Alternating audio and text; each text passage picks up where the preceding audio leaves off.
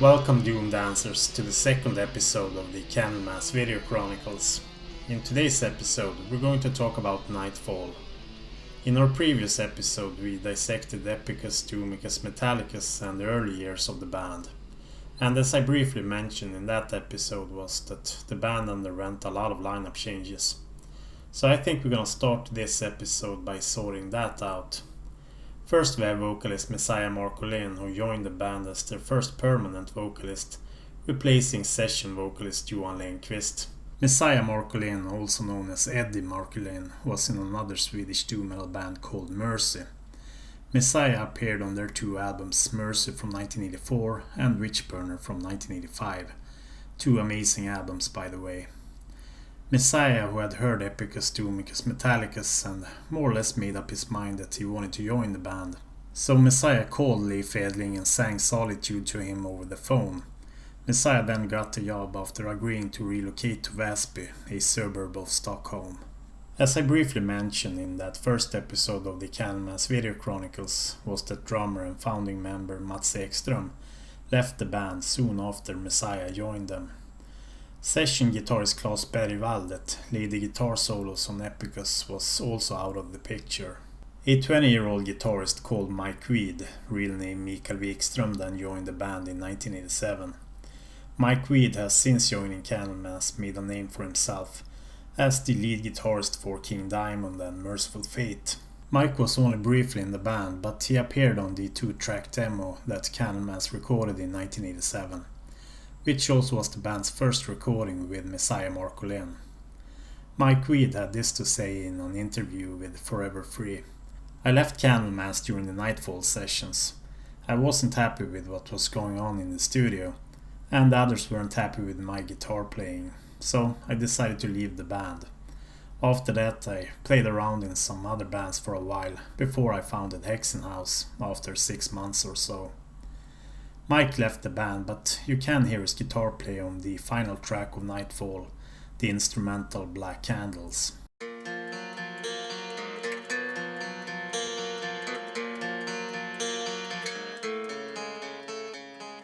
I asked Mike Wead to clarify his time in Candlemass, and this was his answer.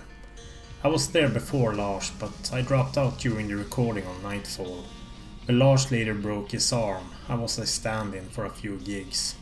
The lineup that then would go on and record Nightfall was Messiah Marcolin on vocals, Jan Lindh on drums, Lasse Johansson on lead guitar, Mats Mappe Bjorkman on rhythm guitar, and of course Leif Edling on bass.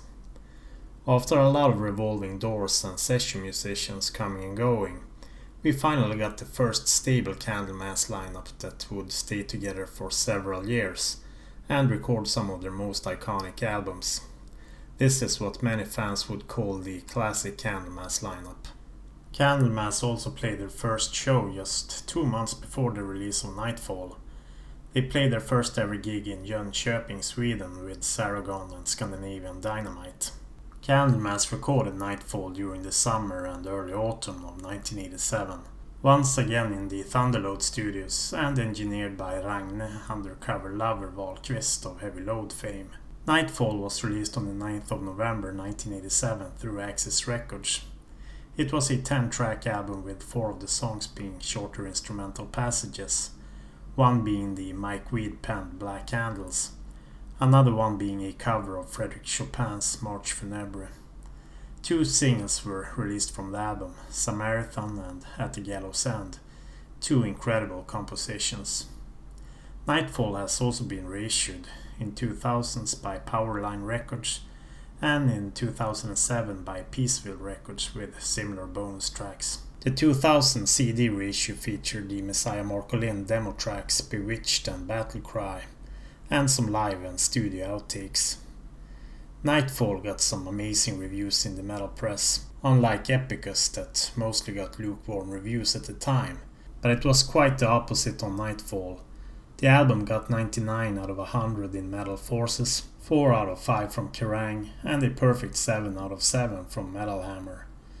Just days after the release of Nightfall, Candlemass got the opportunity to open up for King Diamond. First 2 gigs in Sweden, one in Gothenburg and one in Stockholm, and then 1 gig in Copenhagen, Denmark. Already at their second ever gig they were opening up for King Diamond.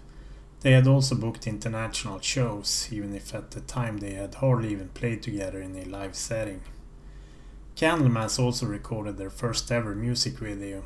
It was for the song Bewitched. This video was directed by Jonas Åkerlund. Jonas was previously drumming for Bathory, and he would go on and become a world famous director, which is quite surprising when you see how low budget this production was. Jonas is famous for directing films such as Spun and Lords of Chaos, the movie about the Norwegian black metal scene. The Bewitched video starts off with the band members carrying Messiah in a coffin, and all of a sudden he wakes up from the dead and he puts a spell on everyone who comes across his path, like he's some sort of Pied Piper of Doom.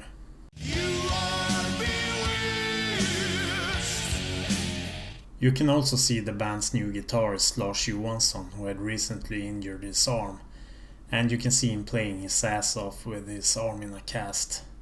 In the music video you can also see Messiah Marcolin in his iconic black robe, and when Messiah bewitches people in the video, they start to doom dance, which is this slow and stomping zombified dance that the characters in the video does.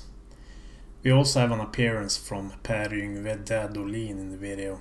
Dead was a vocalist who sang for the death/thrash metal band Morbid, and later in the iconic Norwegian black metal band Mayhem, between 1988 up until his passing in 1991. So let's have a look at the artwork.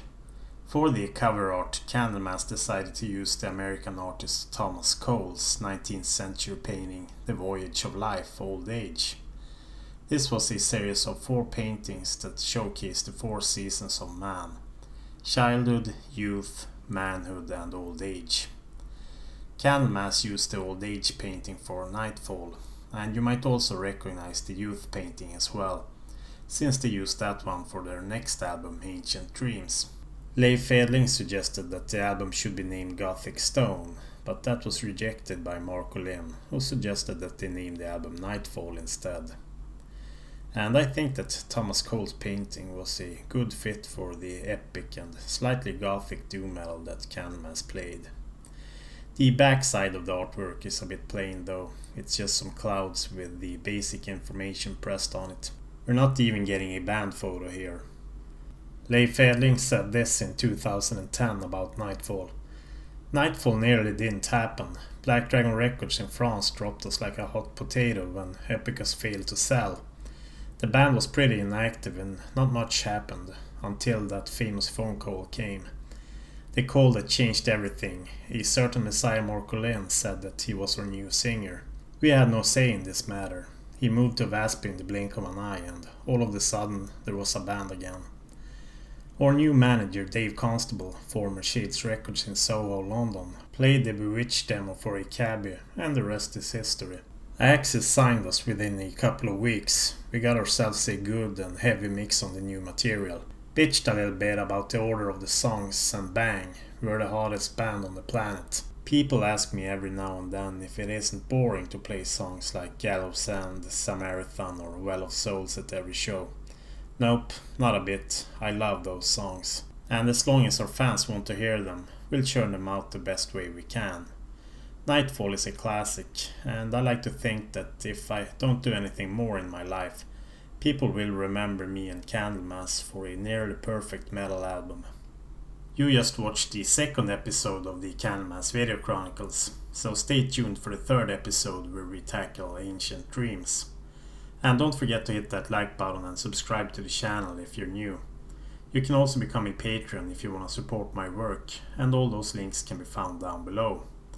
Also a big shout out to Per-Ola Nilsson, Jan Gaffney and Mattias Reinholdsson for compiling the Candlemass Chronicles magazine that this video series is based upon. And if you want to read those, you can find them at ruthlessmetal.blogspot.com.